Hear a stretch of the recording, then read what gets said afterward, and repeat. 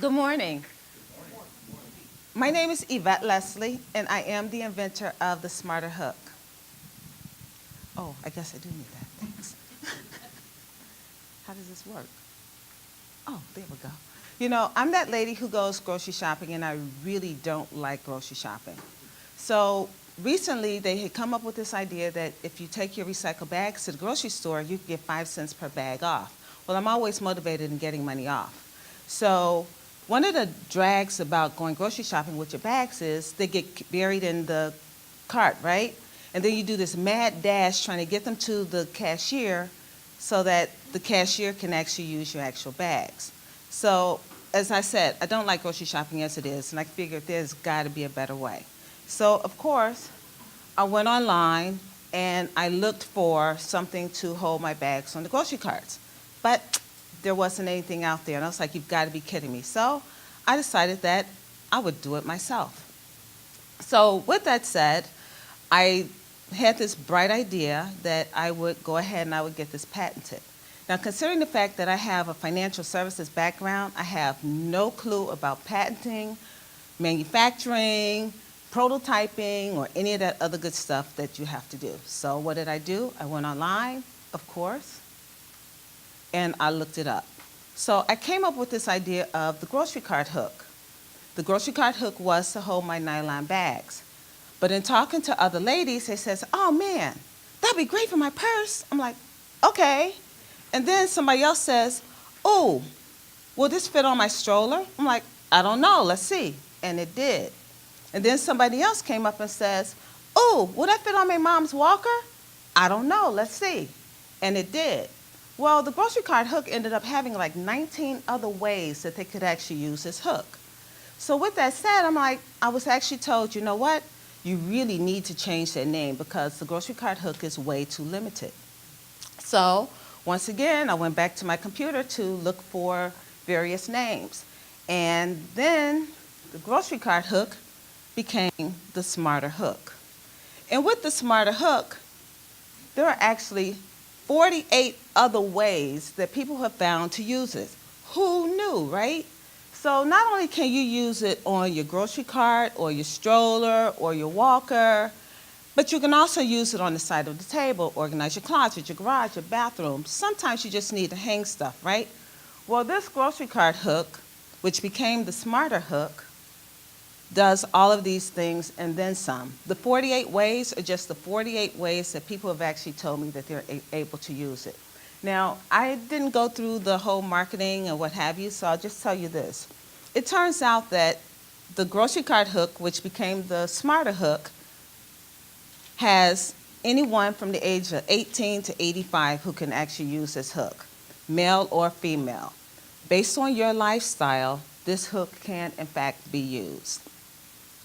So, the revenue. I like to talk about the revenue part because initially I was quite embarrassed by it. When I first started down this journey, as you can see, I only did about $500. I had a full-time job and I kind of touched it whenever I got to it. Although I called myself saying that I had a business, I really was running it as a hobby.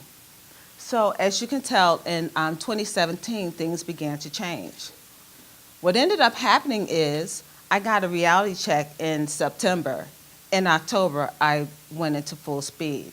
So as you can see, my first quarter actually is at the same level as my first quarter actually matched last year.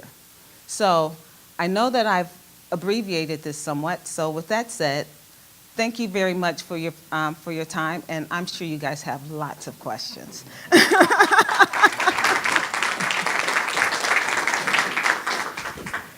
Thank you so much, Yvette. I want to say really quickly that for all of you who come on a regular basis, you've probably seen Yvette here. She is one of the most committed and supportive members of our audience, and she is here practically every week. She's been working with Matt for quite a long time, even before she decided to present, and I know they formed a very strong relationship. He's provided a lot of benefits to her business, but the funny thing about Yvette is we really had to encourage her to present. And then, strong arm her basically.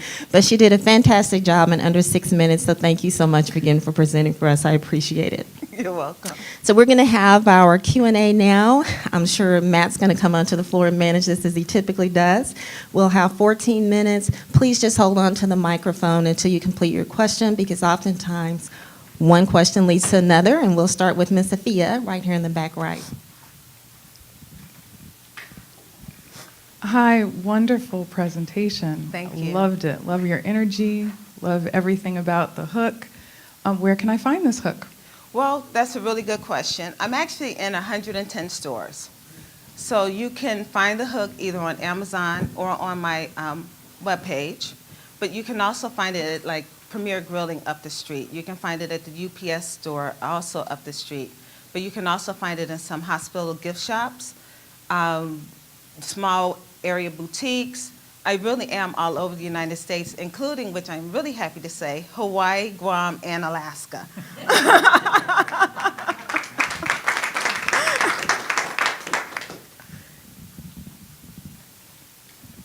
Nice presentation, Yvette. I noticed in your revenue, what was the big jump from, I believe, 2016 to 2017, or even now to 2018? What increased? What did you do differently? I started, one thing that I did initially do was I cheapened myself. And what I mean by that is I didn't know the price of where my product really should have been. But in addition to that, in 2017, I did a lot more trade shows. So in the past, before then, I would do like the Ultimate Women's Expo and some of like your small venues, you know, some of the PTA type of shows. But then in 2017, I upped it quite a bit. So I started doing the Dallas Market Center. I started doing some shows in Chicago. I did a couple shows in Vegas. So I really started just putting myself out there more. The other change for this year is I actually found that sweet spot of where my pricing really should be. So therefore now, in the past, I used to do the buy 4, get 1 free. Then I changed to buy 3, get 1 free. But then I realized that $6, 2 for $10 is the price, and everyone is okay with that. All right, Yvette, considering that you didn't have prior experience or background in manufacturing and you're on this journey is very impressive, congratulations. Could you educate us your journey from the idea till the execution and everything in between? How did you go about manufacturing your first unit, and anything that you could help us understand? Sure. That journey was really a challenge to the point where it was rather kind of comical. I had this bright idea that I would come up with this hook, and I Googled everything. So initially I found, when I did my Google search, I found a patent services company here in the DFW area that was able to at least help walk me through some of it. So this patent services company, they found me a patent attorney. They found someone to do the technical drawings. They found someone who did the market research for me just to even make sure that the product that I have was even viable. So they basically packaged it all up for me and put it in a big red ribbon and said, here you go. So in essence, what they did was with the drawings that they had provided for me, and as I had mentioned earlier, that I had encountered, I tried to get royalty deals, but since that didn't work, I took the drawings that they had provided for me, and I went and I Googled looking for prototype companies who could take those drawings and make a product for me. So, and then from there, I was on the computer constantly, like every chance I got, looking for ways to do it. And I would also talk to stores. And so some of the stores that I talked to, they told me that this is the type of packaging you should have, and you should make this change and that change. So I am truly here in spite of myself, because there were a lot of people who helped me get here. Yvette, great presentation. Thank you. And cool product. So my question is, when you're going out to the stores, how are you presenting to them to actually, because 110 stores, that's pretty awesome. Are you just going in there just like a cold call and, hey, here I am? How's that working? How do you do that? Both. I've gotten into a lot of them through trade shows. So I tried my best to go. One thing that I did learn in 2016 was to concentrate on trade shows that were more like buyer shows or wholesale shows. But in addition to that, I have actually taken my little box back there into a store and said, this will be a great product in your store. And I would show them the pictures of how it could be used, and oftentimes the stores would say yes.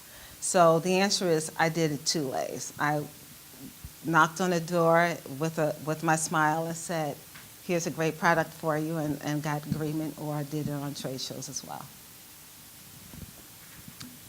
And then, hi, great product, and I was also interested in the manufacturing side too, because that always seems to mystify me. Like, where did you, after you got the drawings, I assume did you send it to a manufacturer or something like that, and that's kind of how you got it in production? That's exactly what happened. Although one of the comedies in all of this is the very first manufacturer that I had chosen, they didn't do the drawings exactly right. And so my husband and I were in our backyard with a sander, sanding down the pieces so that they could actually fit onto a pen. So there were some challenges initially. And then I ended up meeting another person at another trade show who said, hey, we know of a manufacturer who may be able to do these for you for a lot less money than what you're paying, because my initial prototyper, or my initial manufacturer, he was crazy expensive. So then they introduced me to still yet another manufacturer who was like a lot less expensive than that. And then I met this guy by the name of Matt Gabay, who introduced me to another manufacturer who has gotten my pricing down even more. So it has truly been a journey, and it still is a journey. Hi, Yvette. I want to know more about protecting your product, as far as when do you start that, and then, or do you, when you're sending it out to the manufacturer, were you sending like a non-disclosure, like don't talk about my product, so that they could sign prior to even doing business with them? Yes. Well, there were two things that happened. One, because I had started with the patent services company, my product was already patent pending at that time. In addition, though, even though your product may be patent pending, I was encouraged to have the manufacturers or anyone else who looked at my product to sign an NDA. And by signing the NDA, that helped to protect you even more.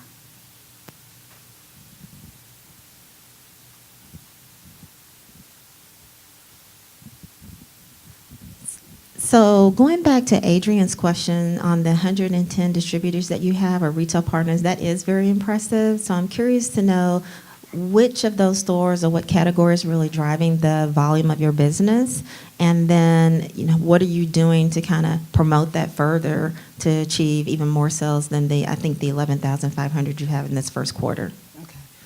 Good question. So I actually have one catalog company that seems to be placing reorders like every other week, which is like really exciting for me. How am I driving more business with the stores? I have this wonderful marketing person who has just recently signed up with me to work on my social media, because it was that's another one of those comedies where, you know how they say that, stay in your lane? Well, marketing was not my lane, but I was trying to do it anyway. And so what has happened is the person who had hired to do my social media, she has really amped me on Facebook, Instagram, Twitter, and Pinterest. And so I can see where, because of that, she's driving more business onto my website. But what has also happened is, when I did the show a couple weeks ago in Vegas, I encountered a lot of people who says, hey, I've seen this before, or hey, I know about this, or where do I know that? Well, I know that a lot of it had to do with the social media. I loved your presentation, loved the concept, so great job on that. And you mentioned being in 110 locations as well as selling, I guess, online and directly to consumers. So my question is, on your fulfillment process, what is that like? Do you produce that overseas, and what is the turnaround time for something like that? That's really a funny story. Well, see, what happened was, no, I'm joking. The fulfillment occurs at my house, thanks to my husband, my son, and I. We put the hooks together, we put the packaging together, we ship everything out, and we put the boxes together, and we ship everything out either UPS, FedEx, or the Postal Service. Well, once again, there's this guy who's a part of this group who has actually found a manufacturer for me where I don't have to put the hooks together anymore, so that's going to save us some time. The product is actually made here in the U.S., and it's actually in about the next week and a half or so, they will actually be made here in Texas as well. So it is actually made in the U.S. One thing that I have found is in selling these and going to the various trade shows, there are a lot of people who are excited about the fact that this product is in fact made in the U.S. The turnaround time is, oh man, and then my husband says, okay, so how much time do we need to get this done? And typically we get it out in like 2 to 3 days. From Frisco, Texas, at my house, to the FedEx store. I drop it off at the FedEx store. I usually send it out ground, and ground I usually get it to you in about 3 days. Yeah, Earl, to answer that question, she has inventory. So, yeah, she keeps inventory on hand and fulfills it as needed. Oh, sorry. Great presentation. Since I've started coming, I've noticed you, I met you. And the one thing I noticed about you is you have style. Like your red leather jacket I saw you wear. I mean, you have style. And so I would like to see that through your website. I just ordered 3. I got my confirmation. Thank you. I want to see a bigger button on the checkout. That would be great. A little easier because I was hitting the cart. And but I would love to see your style come through this product on that website because you have a lot, and I've noticed it since day one. So if you could get that through the website, I think that'd be awesome. Well, you know what? I really appreciate that feedback, and I especially appreciate it since I just paid a guy to revamp my website because you're right, my website lacks a lot. No, I'm not saying that. No. I didn't take it as such. Have so much. Thank you. Well, I agree with Eric about the style, and it's funny that he said that today because Matt and I were talking about your business, I think, yesterday, and we were just talking about distribution overall and marketing, and I was thinking about the baby market, the moms. I'm a mom, I have 2 small kids, and I know with moms, it's like oftentimes if something is pink or baby blue, or if it has teddy bears on it or little ducks, it's like, I gotta have this for my baby, right? Even if you don't really need it, you think that you do. So we were talking about the colors that your product is in. It looks like they're mostly primary colors. So I'd love to know a couple of things to build on Eric's question. One, customization for people who wanna order it for corporate, events, or, there's a lot of people who have swag bags, depending upon what their events are. It'd be great for you to be a part of that. So you should want to customize for, private labeling even. Is that an option? So maybe there's 2 questions there. And then the third one is just how to broaden your line so that you can appeal to a wider audience. So what's the plans for design in general? Thank you for that. The colors that you see, when I started down this journey, there was not a lot of funds. And so I accepted the colors that the manufacturer had. That way I didn't have to pay extra. In terms of customization, I am able to pad print the hooks. So if you have a company that wants to use these as a swag bag, I can actually do 1 or 2 color logos on the hooks themselves. If you want a multicolored logo, then I can do it as like a label.